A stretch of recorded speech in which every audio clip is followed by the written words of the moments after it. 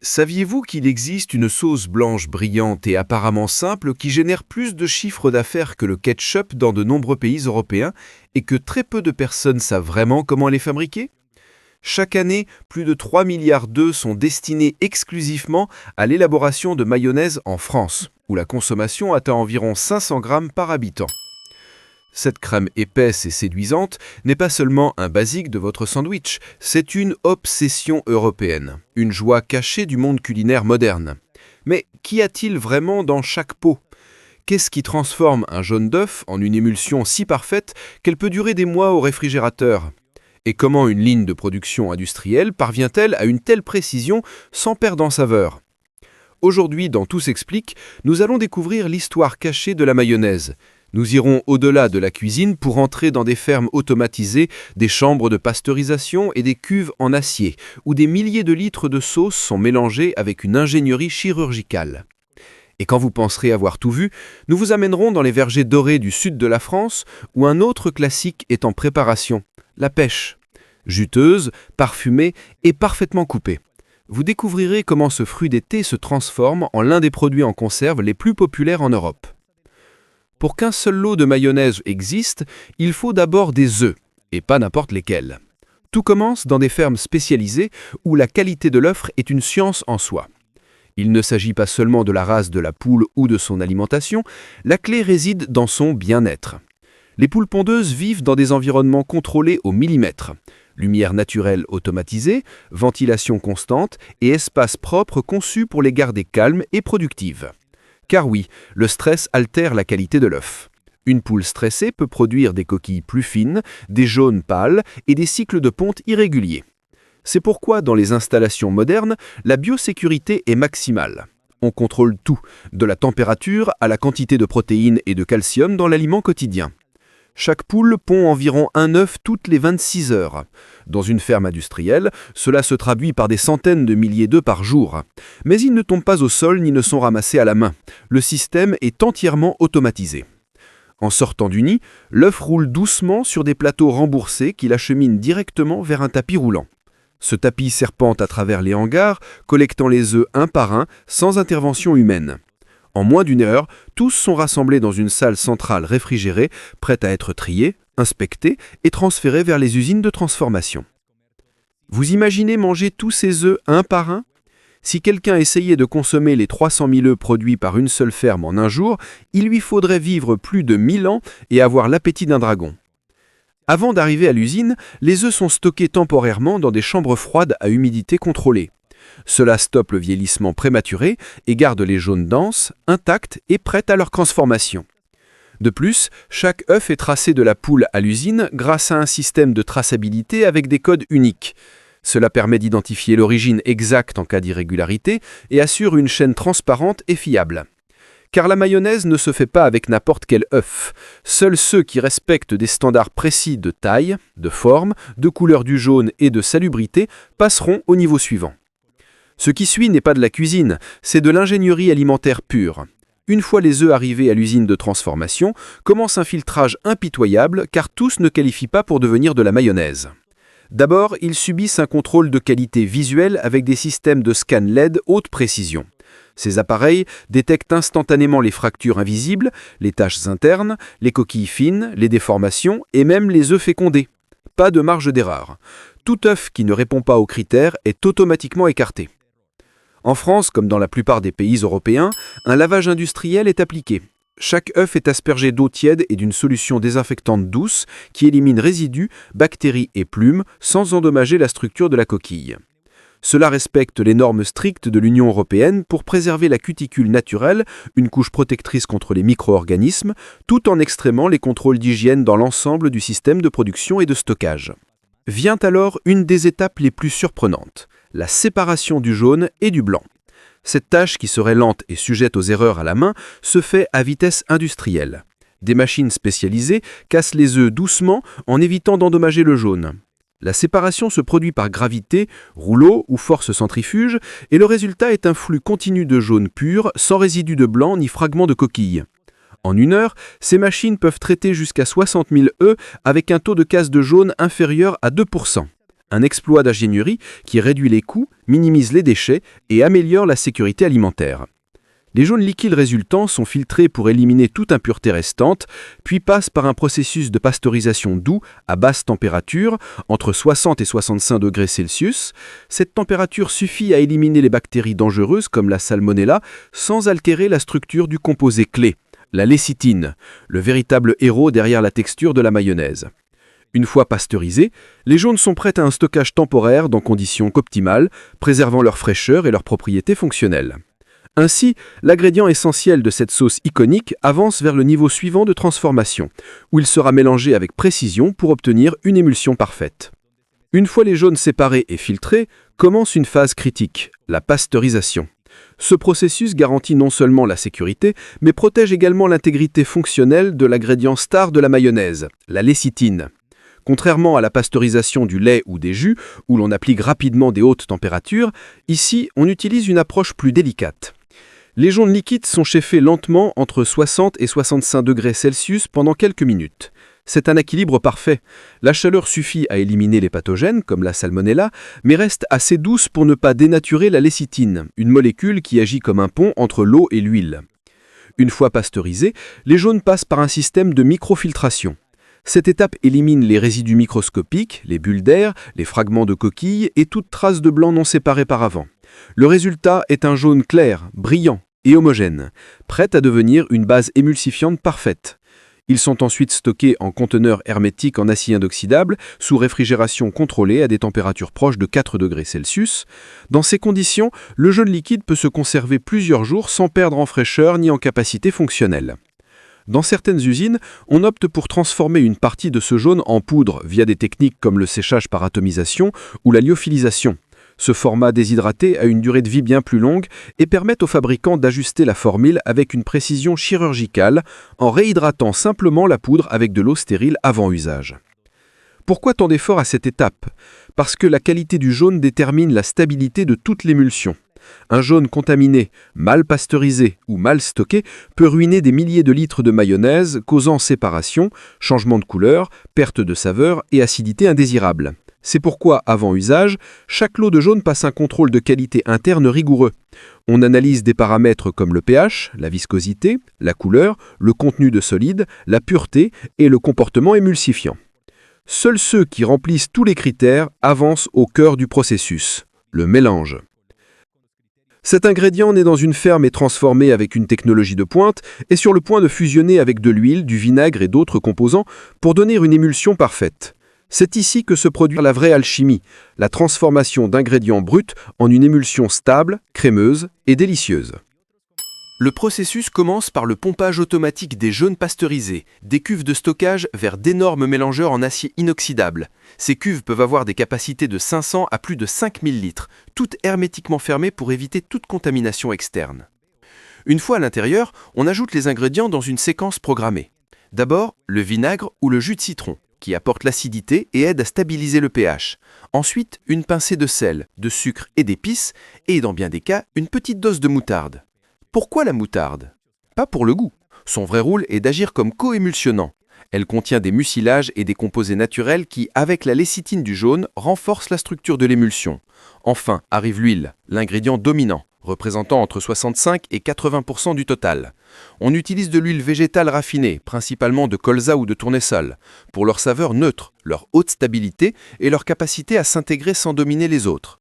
Mais ajouter l'huile n'est juste pas la verser et mélanger. C'est ici qu'intervient l'étape la plus critique, l'émulsification. Dans des conditions normales, eau et huile ne se mélangent pas. Mais quand les gouttes d'huile sont brisées en particules microscopiques et suspendues dans l'eau grâce à l'action d'un émulsionnant comme la lécithine, on crée un mélange stable, uniforme et dense. Cela s'obtient avec des mélangeurs à haute vitesse tournant à plus de 3000 tours par minute. Tout en battant, ils homogénéisent aussi, c'est-à-dire qu'ils décomposent les gouttes d'huile jusqu'à une taille si petite qu'elles ne peuvent plus se séparer, pour une texture incroyablement lisse. Pendant ce temps, des capteurs intelligents mesurent les paramètres en temps réel, viscosité, température, consistance, couleur et pH. Le système ajuste automatiquement les proportions ou la vitesse de mélange. Le résultat, une émulsion parfaite, sans grumeaux, sans séparation, et avec cette texture onctueuse que tout le monde reconnaît instantanément. Avant le conditionnement, le mélange est rapidement refroidi pour fixer sa structure et préserver sa fraîcheur. Puis on effectue un test de contrôle de qualité pour s'assurer qu'il respecte tous les standards. Ce n'est qu'alors que la mayonnaise est prête pour sa dernière étape, le conditionnement. Quand l'émulsion est prête, parfaitement stabilisée et réfrigérée, elle entre en phase finale, le conditionnement. Ce processus, loin d'être simple, est conçu avec le même niveau de précision que toute la chaîne précédente. La mayonnaise est transférée directement des cuves de mélange vers une ligne de conditionnement fermée. À aucun moment, elle n'entre en contact avec l'air extérieur. L'objectif, éviter toute oxydation, contamination microbienne ou altération de texture. Bouteilles, pots en verre, sachets individuels, la variété de formats est immense. Les machines de remplissage sont programmées pour doser chaque emballage avec une précision millimétrique. Dans une usine à grande échelle, on peut remplir jusqu'à 15 000 unités par heure. Immédiatement après le remplissage, les emballages sont scellés hermétiquement. Cela se fait avec des systèmes mécaniques automatisés appliquant une force uniforme sur chaque couvercle ou joint. Ils passent ensuite par des stations d'étiquetage où sont apposées les étiquettes avec toutes les infos de traçabilité, ingrédients, lot, date de péremption et pays d'origine. Mais ce n'est pas fini. Des techniciens de contrôle de qualité prélèvent des échantillons aléatoires de la ligne pour tester pH, viscosité, couleur, saveur et stabilité de l'émulsion. Si un seul échantillon ne passe pas, la production s'arrête, le lot entier est revu et les paramètres ajustés si besoin. En parallèle, des contrôles microbiologiques en laboratoire garantissent l'innocuité totale du produit. Ce n'est quand tout est au standard que les unités passent en emballage en carton prêt à être distribuées vers les supermarchés, restaurants et foyers d'Europe. Ainsi s'achève le voyage industriel de la mayonnaise, bien que son histoire en cuisine ne fasse que commencer. Peu de fruits éveillent autant de nostalgie que la pêche. Son arôme sucré, sa peau douce et sa chair juteuse font partie des petits déjeuners, des desserts maison et des petits déjeuners d'hôtel partout en Europe. Mais êtes-vous déjà demandé comment arrive cette pêche parfaitement coupée dans une boîte de conserve, comment on préserve sa couleur, sa texture et sa saveur pendant des mois sans perte de fraîcheur? Aujourd'hui, dans Tout s'explique, nous voyagerons vers les vergers du sud de France où tout commence et nous suivrons étape par étape comment ce fruit délicat devient l'un des produits les plus consommés en Europe, de l'arbre à la cuillère. Les vergers de pêche s'éveillent avec les premiers rayons du soleil estival. C'est la saison clé et tous les efforts de mois se jouent en ces semaines. Contrairement à de nombreuses cultures récoltables par machine, la pêche exige un traitement presque cérémonial. Elle est cueillie à la main, une à une. Dès l'aube, les travailleurs arrivent protégés de chapeaux à brans larges, foulards et chemises longues. Pas seulement pour le soleil. Entre les branches se cachent souvent abeilles, guêpes ou insectes. Certains portent même des gants fins qui permettent de sentir la maturité du fruit sans risquer la peau. La cueillette n'est pas au hasard. Chaque pêche doit être à son point exact de maturité. Ferme mais pas dure, juteuse mais sans s'amollir. Les cueilleurs les plus expérimentés n'ont pas de balance ni de cancer. Un regard et un léger toucher suffisent pour décider si le fruit va au panier ou reste un jour de plus. Une fois cueillis, les pêches sont placées avec soin dans de grandes caisses ventilées. Ces caisses évitent que les fruits ne s'écrasent entre eux, préservant leur forme parfaite pour l'étape suivante. Un seul choc ou une égratignure peut écarter une pêche du processus de mise en conserve. Chaque cueilleur porte un code d'identification, et au peser des caisses, on enregistre ce qu'il a récolté. Ce système garantit non seulement la traçabilité du produit, mais aussi une rémunération juste et transparente. La logistique est critique. En moins de 6 heures, elles doivent quitter le verger pour l'usine. Avant d'entrer sur la ligne de coupe, les pêches doivent passer par un nettoyage méticuleux.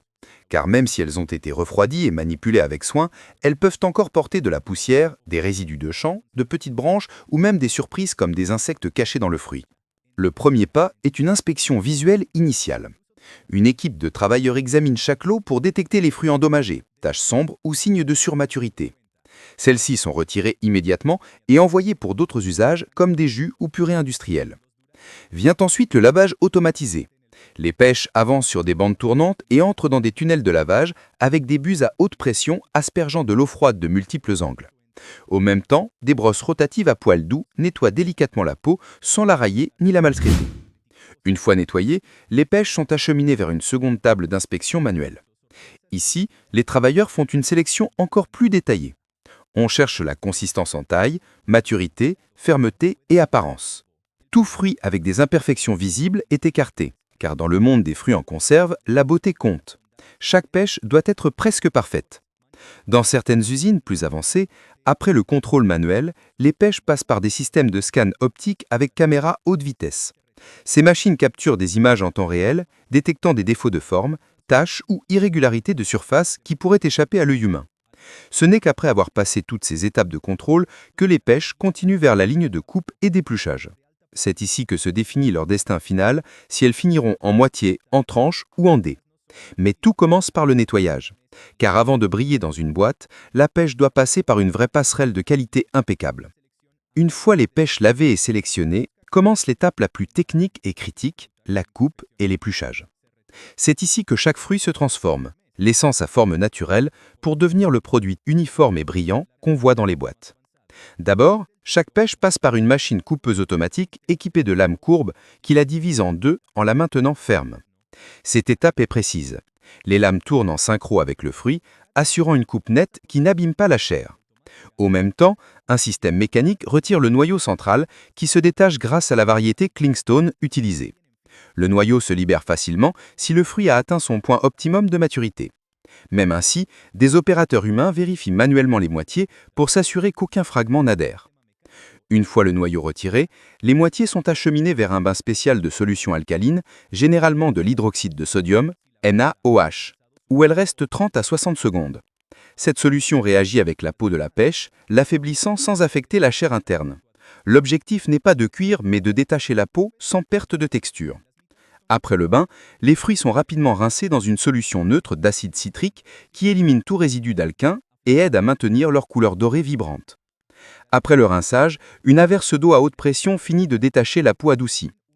Ensuite, les moitiés passent par un classement automatique par taille via des systèmes de tamisage ou de scan optique, les regroupant par diamètre et poids. Ainsi, chaque boîte recevra des caisses presque identiques. Ce processus où interviennent chimie, physique et expérience humaine garantit que ce qui entre dans l'emballage n'est pas juste du fruit, mais de la précision transformée en saveur. Après l'épluchage et le classement par taille, arrive le moment de définir la forme finale de la pêche en conserve. C'est ici que les moitiés se transforment en tranches, en dés ou restent entières selon la destination commerciale et les exigences du client. Les moitiés destinées à être tranchées s'alignent sur un tapis roulant qui les amène à un système de lames circulaires disposées radialement. Chaque lame coupe le fruit en segments symétriques avec une précision presque chirurgicale. Le nombre de coupes varie, 4, 6 ou plus, selon le calibre de la pêche et le marché cible. Une fois coupées, les tranches avancent sur un tapis vibrant qui les arrange soigneusement en une seule couche. Cette étape n'est pas esthétique, elle est fonctionnelle. Elle évite qu'elles ne s'empilent ou qu'elles ne se cassent, préservant leur forme intacte avant l'emballage et garantissant une présentation impeccable. Et juste avant d'entrer dans les boîtes, il y a un dernier gardien de la qualité, l'inspection optique. Des caméras à haute vitesse et des senseurs infrarouges scannent chaque tranche à la recherche d'imperfections ou d'irrégularités de surface qui pourraient échapper à l'œil humain. Le sirop est plus qu'un liquide sucré. C'est le protecteur invisible de chaque pêche. Il est élaboré avec un mélange mesuré d'eau et de sucre, chauffé à environ 90 degrés pour atteindre une concentration de 14 à 18 Brix. Cette densité spécifique intensifie non seulement la saveur, mais préserve la texture du fruit, l'empêchant de se désagréger pendant la cuisson. Le sirop est ajouté chaud directement sur les pêches déjà organisées dans les boîtes. Sa température aide aussi à éliminer les bulles d'air trappées et favorise une légère stérilisation initiale. Parfois, selon la destination commerciale, on y ajoute des antioxydants ou de l'acide citrique pour stabiliser la couleur dorée du fruit et prolonger la durée de vie. Une fois remplies, les boîtes sont scellées hermétiquement, avec des machines de fermeture haute précision assurant un couvercle totalement étanche. Cela évite les fuites et garantit un environnement sans bactéries. Puis les boîtes entrent dans des autoclaves ou systèmes de retortage où elles sont stérilisées à des températures de 100 à 121 degrés pendant 10 à 20 minutes. Ce processus tue tout micro-organisme et stabilise le produit pour un stockage à long terme. Après stérilisation et refroidissement, chaque boîte passe par un dernier contrôle de qualité. On inspecte visuellement l'absence de bosses, fuites ou imperfections externes. On effectue aussi un test de vide et de pression interne pour s'assurer que le scellement est parfait. Simultanément, certaines boîtes sont ouvertes au hasard pour évaluer la texture, le niveau de sirop et la saveur. Si un échantillon échoue, le lot entier est mis en quarantaine. Les boîtes approuvées avancent sur des tapis roulants jusqu'à la station d'étiquetage. Puis les boîtes sont groupées en cartons résistants, généralement de 12 à 24. Ces cartons sont empilés sur palettes et stockés en entrepôts réfrigérés pour préserver la qualité du produit. De là, ils entament leur voyage vers les supermarchés, restaurants et foyers d'Europe. Nous avons parcouru deux chemins très différents, mais tout aussi fascinants. Du processus minutieux pour transformer des œufs en mayonnaise, à l'art de convertir des pêches fraîches en conserves sucrées et dorées prêtes pour l'Europe. Dans les deux cas, ce qui semble simple, une sauce blanche sur un sandwich ou un fruit au sirop au petit déjeuner, cache un monde de science, de technologie et de précision. Derrière chaque pot de mayonnaise ou chaque boîte de pêche se trouve de l'ingénierie alimentaire, de l'agriculture à haut rendement et une chaîne logistique qui n'admet pas d'erreur. La mayonnaise, cette émulsion apparemment basique, est le résultat d'un équilibre parfait entre ingrédients, machines de dernière génération et contrôle microbiologique rigoureux. Un produit si stable et savoureux qu'il peut durer des mois, sans perdre sa texture, sans se séparer ni s'oxyder. Chaque goutte reflète un processus perfectionné par des décennies d'innovation. Et les pêches, avec leur nature éphémère, trouvent dans la conserve une seconde vie, du moment exact de la cueillette aux millisecondes de la fermeture de la boîte. Chaque étape est calculée pour garder intacte leur essence, leur arôme, couleur et douceur naturelle. La technologie derrière la mise en conserve transforme un fruit saisonnier en ingrédient universel disponible toute l'année. Ces histoires nous rappellent que souvent, les aliments les plus quotidiens cachent les processus les plus complexes. Et la prochaine fois que vous ouvrirez une boîte ou utiliserez une cuillerée de mayonnaise, peut-être vaut-il la peine de s'arrêter une seconde pour reconnaître l'immense effort derrière. Merci de nous avoir accompagnés dans Tout s'explique. Si ce parcours vous a plu, abonnez-vous pour plus de contenu fascinant sur le monde des aliments. À la prochaine vidéo.